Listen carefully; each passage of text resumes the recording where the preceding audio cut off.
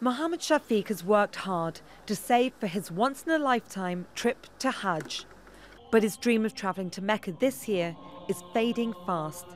Since Saudi Arabia closed its embassy in Qatar as part of its blockade on June the 5th, no officials have been available to approve his visa. His passport was returned and his application is pending. We are Muslims, we want to go for Hajj, but they are not allowed to us.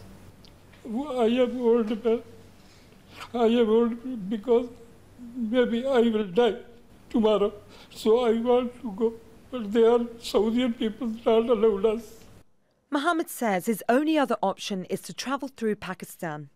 But as someone who has lived in Doha for 35 years, he thinks it's unfair he should pay to travel so far to a country so close.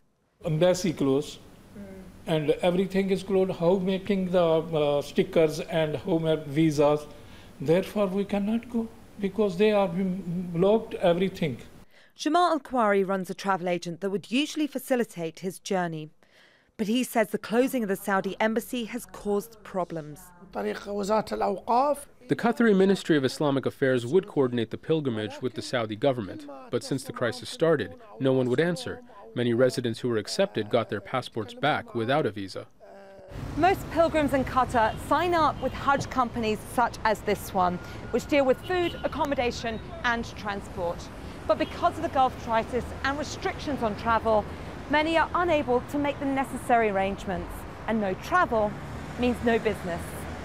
Saudi authorities did seem to offer some hope when they said that Qatari pilgrims could cross the land border between the two countries. The Saudi king even reportedly pledged to fly them in, but Qatar's Ministry of Foreign Affairs said it did not find any cooperation or positive response from the Ministry of Hajj in Saudi Arabia. And expatriates living in Qatar were not even mentioned. Qatar's National Human Rights Committee says the decision by the Saudi authorities is still unclear, especially with regard to pilgrims living in Qatar. So while almost 2 million people flock to Mecca, the future of Jamal Khwari's business remains uncertain for as long as the blockade continues. We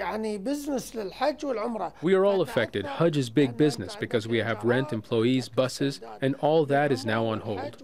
And for many like Mohammed, that dream of performing Hajj at Mecca will have to wait a bit longer.